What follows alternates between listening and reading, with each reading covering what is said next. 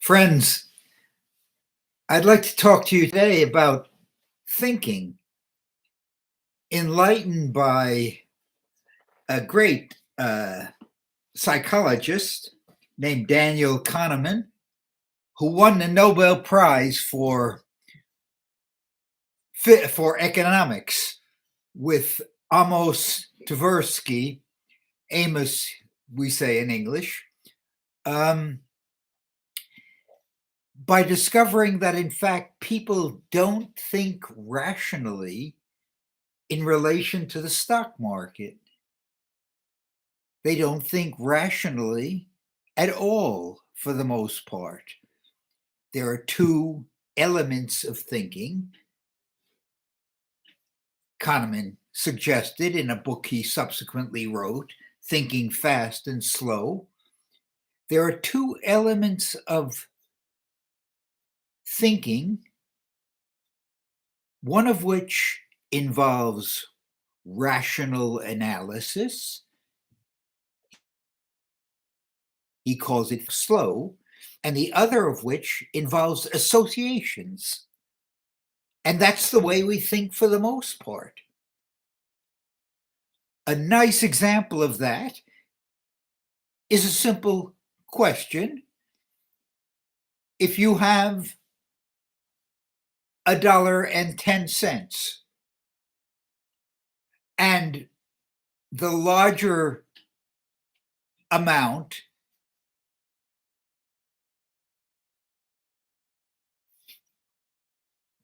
$1 more than the smaller amount,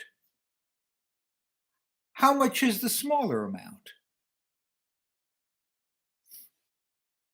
Now, the usual response is obvious. It seems. The larger amount is $1 more than the smaller amount, and together they're $1.10, so the smaller amount is 10 cents. That turns out to be wrong. Oh my goodness.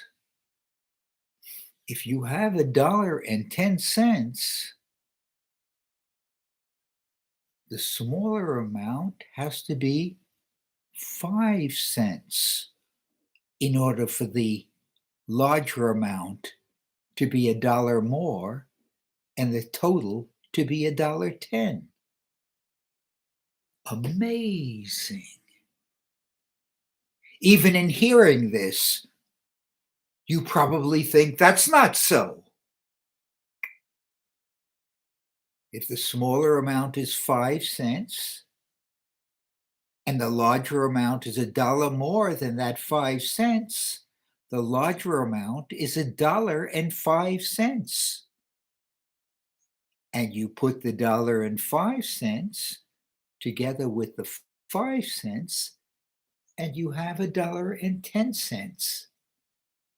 But that requires, interestingly enough, complex thinking. Oh, my goodness gracious. And Kahneman, in his book, goes on making multiple points of that kind.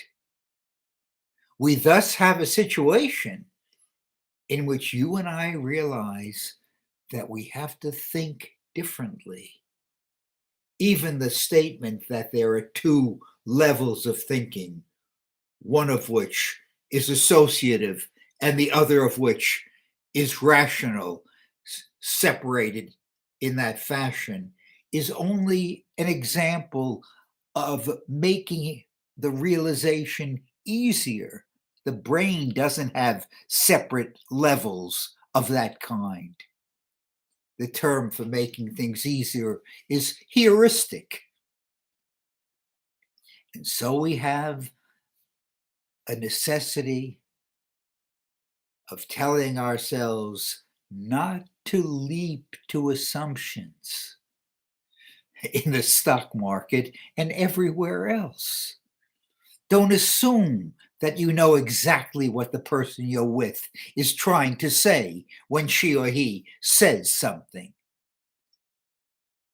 Don't assume that your motives and the other person's motives are the same.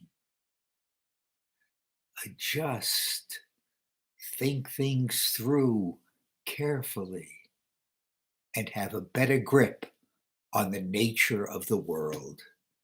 Thank you so much for being with me. See you next time.